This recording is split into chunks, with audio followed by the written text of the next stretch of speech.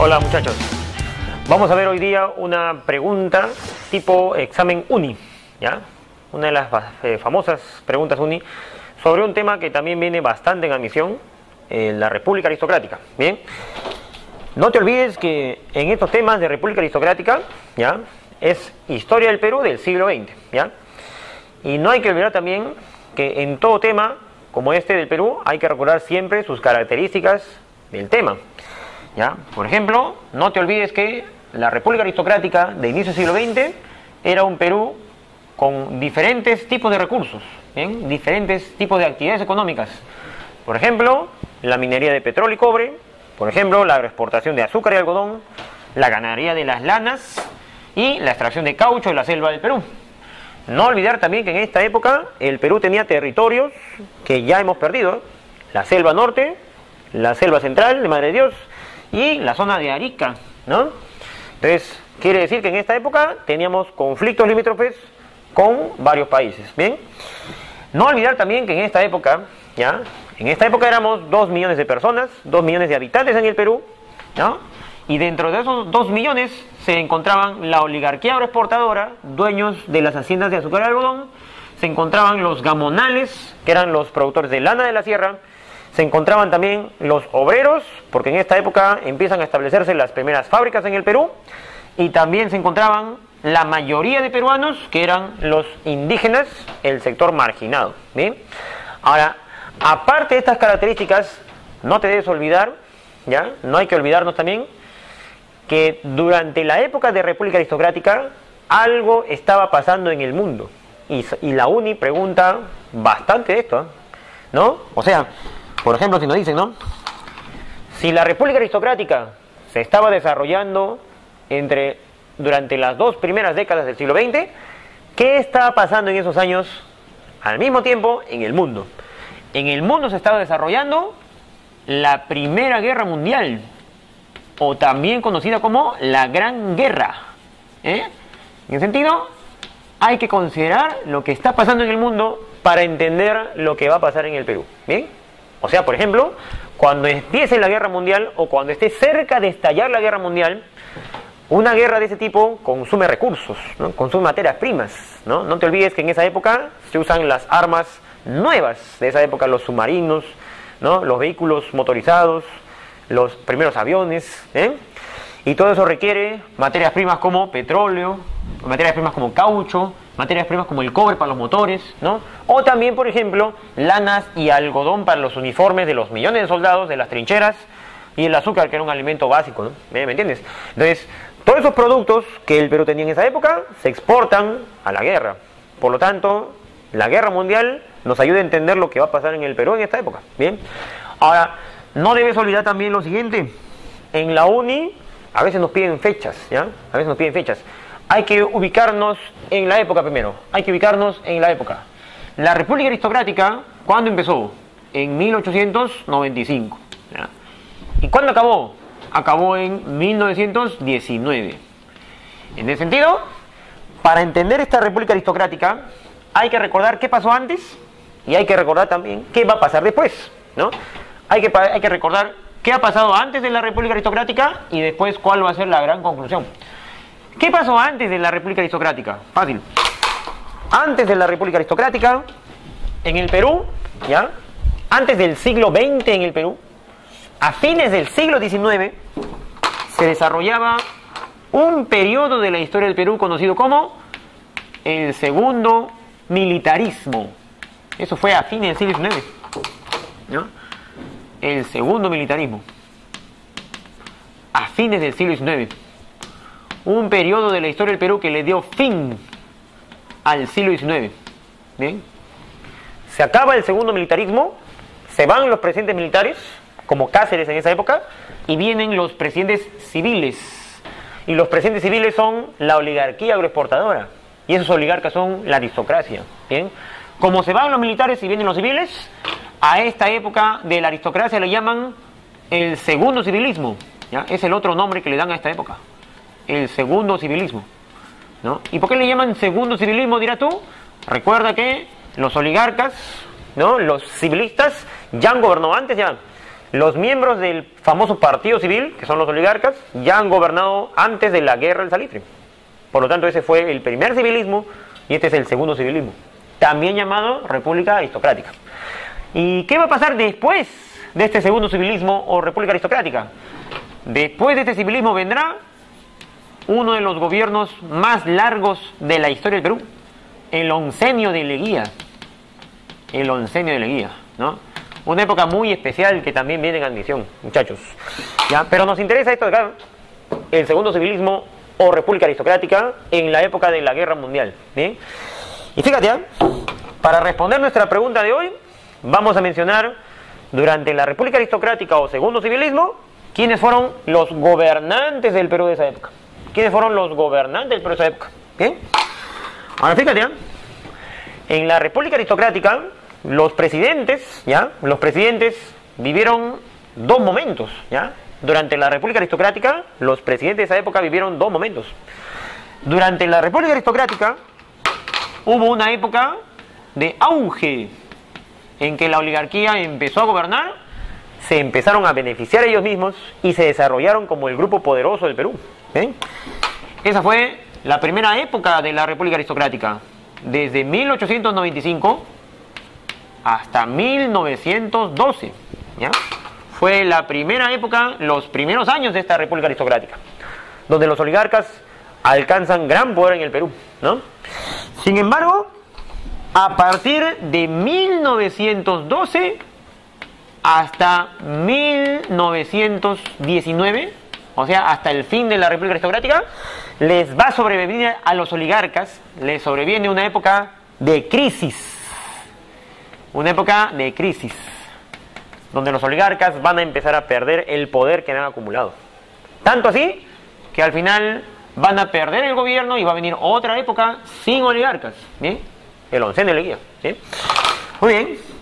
Ahora, veamos quiénes son, rápidamente, quiénes son los presidentes de cada periodo, de cada fase de la república aristocrática. Así, brevemente nomás. Por ejemplo, ¿quién fue el primer presidente de la república aristocrática? El famoso Nicolás de Piérola. ¿Sí o no? Nicolás de Piérola. ¿Ya? ¿Y Piérola qué hizo? Dentro de las cosas que hizo, una de las más importantes fue, por ejemplo, el hecho de haber cobrado el famoso impuesto a la sal, ¿no? El impuesto a la sal. Un impuesto que Piérola cobró con el pretexto de rescatar las provincias de Tacna y Arica, ¿no? Bien, otro presidente de esa época es el presidente López de Romaña. Presidente López de Romaña, que a diferencia de Leguía, de Piérola, a diferencia de Piérola, López de Romaña era un poderoso oligarca de Arequipa. En cambio, Piérola no pertenecía al grupo oligarca. López de Romaña, ¿qué hizo en esa época? Por ejemplo, López de Romaña funda la Escuela de Agricultura del Perú. La Escuela de Agricultura, ¿no? Que serían los antecedentes de la futura Universidad Agraria. ¿Bien? Luego, más adelante, otro presidente de la República Aristocrática será Manuel Candamo. Manuel Candamo, que duró un año nomás en el gobierno porque fallece. ¿El qué hizo? Él buscó ocuparse del desarrollo de los ferrocarriles del Perú. Buscó extender y construir mayor cantidad de ferrocarriles en el Perú. ¿Para qué? Fácil, mira. Si tú recuerdas el mapa del Perú, a inicios del siglo XX, el Perú era vendedor de materias primas. Y Candamo tenía el objetivo de construir ferrocarriles que, si es posible, llegaran hasta la selva para sacar más rápido hacia el puerto las materias primas y venderlo al mercado mundial. Bien, ese fue su proyecto. Después, otro presidente de esa época fue José Pardo. No olvidar que la familia Pardo era la más poderosa, o una de las más poderosas familias oligarcas de esa época. ¿Qué hizo José Pardo en su época, en su gobierno? José Pardo se encargó de promover la educación. Se encargó de promover la educación, ¿no? Por ejemplo, dio la primaria gratuita en esa época. Además, José Pardo, en su gobierno, vio cómo empezaron a surgir los primeros sindicatos obreros del Perú, sindicatos anarquistas del Perú. ¿Ven? Luego, en esta época también, hubo otro presidente muy especial, conocido como Augusto Bernardino Leguía. Augusto Leguía. ¿Bien? Este presidente es muy especial, ¿por qué? Porque Leguía fue el que se encargó de afrontar los problemas de límites del Perú. Teníamos problemas con todos los países que nos rodeaban. Por ejemplo, el primer problema era con Ecuador. Ecuador pretendía llevarse toda la zona que está encima de la regla, ¿no? Pretendían todo este territorio, Tumbes, Jaén y Maynes. Colombia, con Colombia teníamos problemas en el río Caquetá. Esta zona es zona de caucho, la zona verde que está acá. Entonces teníamos un problema de disputas limítrofes. Con Brasil en esa época, ¿ya? Fue uno de los peores problemas que el Perú afrontó, ¿no? Con Brasil el Perú pierde todo este territorio verde, ¿no? Todos lo perdemos. ¿Y por qué se perdió?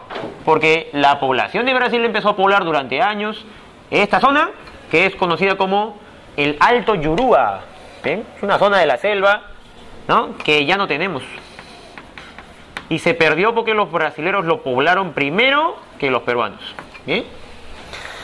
La población de Brasil incluso tenía la capacidad de entrar más allá en la selva del Perú, y casi entran a Madre de Dios, si no fuera porque Leguía tuvo que firmar un tratado de límites, ¿ya? Para frenar el avance poblacional de Brasil, ¿no? Entonces se firma en esa época por eso el tratado de límite con Brasil, para evitar que la población brasilera siga avanzando, conocido como el Tratado Velar de Río Branco. Velar de Río Branco, ¿sí?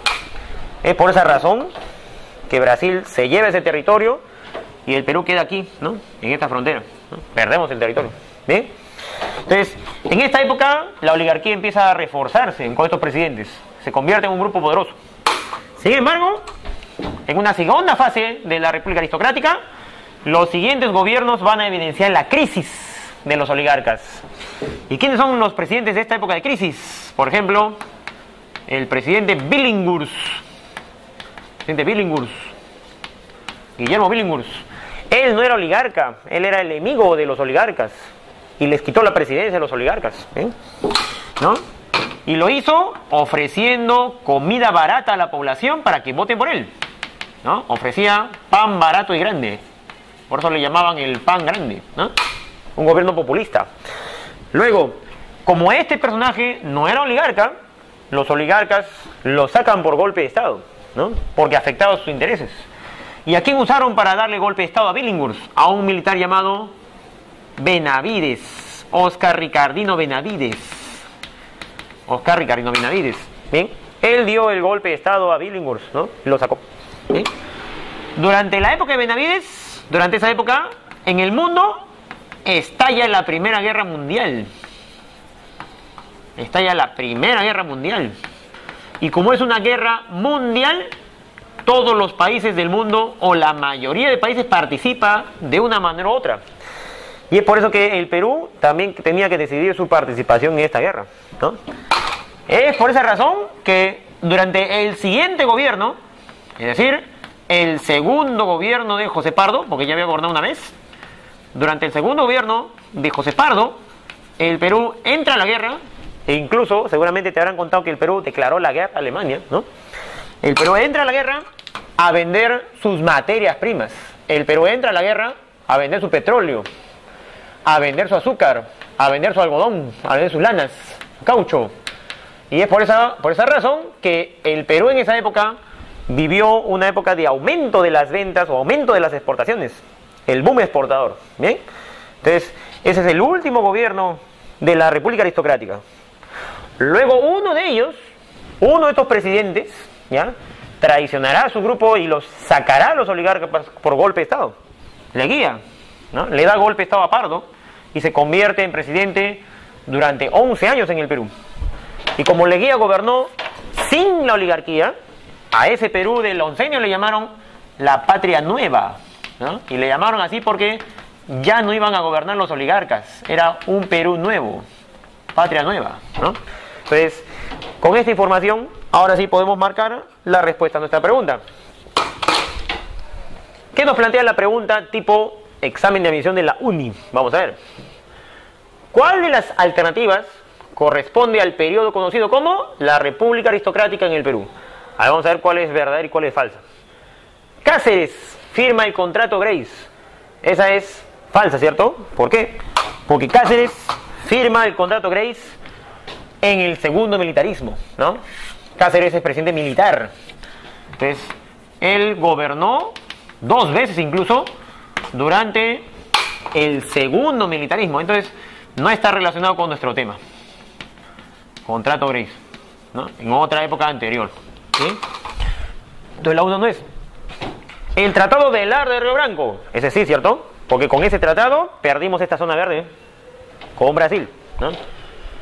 El gobierno del Pan Grande también corresponde a nuestra época de segundo civilismo. Billinghurst, ¿no? El boom exportador, también siendo. El Perú participa de la guerra mundial vendiendo materias primas durante el gobierno de Pardo. Patria Nueva. La Patria Nueva, no, ¿cierto? Eso pertenece a un periodo posterior, el oncenio de Leguía.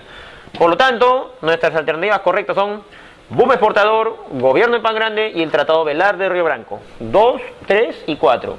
Sería la clave o letra C, ¿no? La respuesta correcta.